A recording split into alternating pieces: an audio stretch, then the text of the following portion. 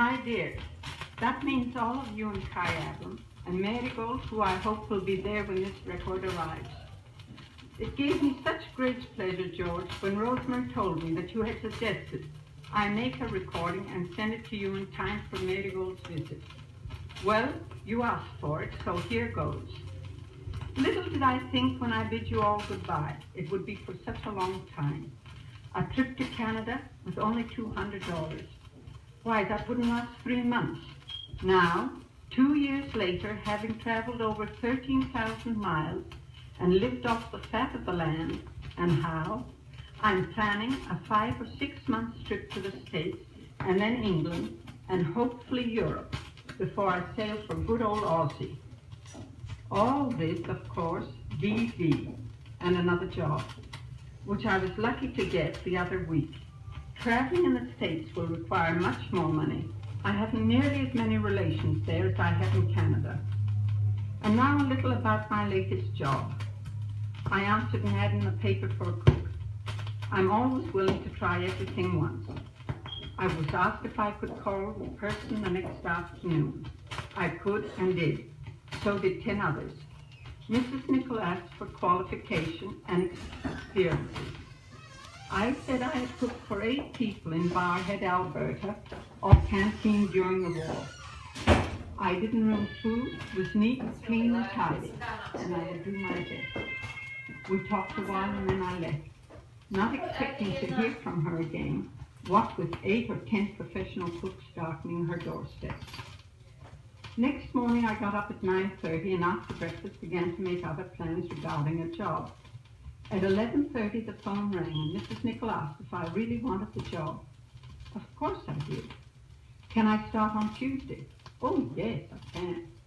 So on Tuesday I started to cook for 16 people. 11 of the 16 are paying guests.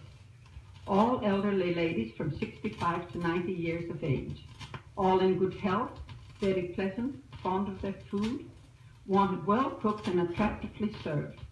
Most of them have lived very interesting lives. 3 of them traveled all over the world, Australia included. They know Sydney and Melbourne very well indeed. There's also a retired judge, and you know that authority speaks whenever she opens her mouth. I was very fortunate as the woman before me ruined almost every meal she cooked. She was here for 1 month, and some of the ladies threatened to leave. Trying my best, I was greeted with open arms, and after 2 weeks, my cooking is still praised. Undeserved maybe, but nevertheless very acceptable. Sent in a burnt offering or a bloody sacrifice. I have complete charge in ordering food and planning meals. Mrs. Nichol runs another house for another 11 ladies, 5 blocks from here. But her parents live in this house. There are 2 women as well. One waits on the table and does housework, and the other helps me in the kitchen, prepares all the vegetables and washes the dishes. Also helps with the housework. So you see I have a fairly easy job. Get Sunday afternoon and evening off and every Monday as well.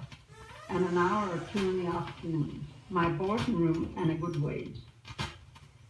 John just returned from a visit to Benton Harbor in Chicago to see his relations. Hadn't seen them for 38 years. When he left, he said he would be away for at least 3 months, maybe longer. You can imagine our surprise when he returned in 3 weeks. The trip upset him. The last time he saw his relations, they were in the prime of life, in good health, and looking forward to the future. Now he found them so much older. A lot of them sick, and some very sick indeed. It depressed him very much. All were overjoyed to see him. He didn't care for Chicago at all. It was too big, too noisy, too busy, too dirty, too hot as soon as the sun shone, and too cold when it didn't shine. That's all he had to say of a city with a population of over 5 million. I'm most anxious to see all those 2s. Cousins Millie and Anne live there.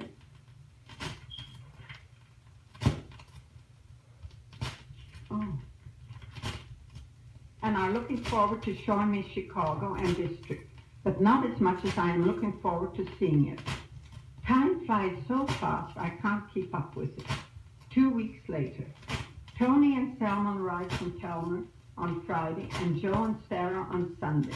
John and May picked them up at the depot and then called for me, and we drove to White Rock via the Dease Tunnel, the $23 million hole in the water, Canada's first prefabricated underwater crossing.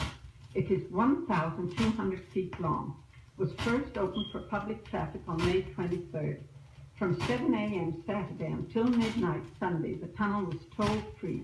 There was a steady stream of cars, bumper to bumper, all day long. A great number had USA licenses. Monday morning, guards took their stand to collect toll from the continuing streams of cars.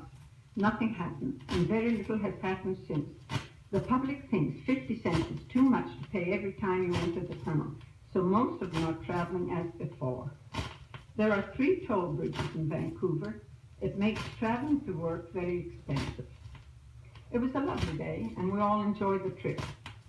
Tony and Selma were already at Sue's place, and so was Louis, Betty, and Dale. May's eldest daughter and her husband Ernie arrived just as we sat down to a turkey dinner. This coming Sunday we will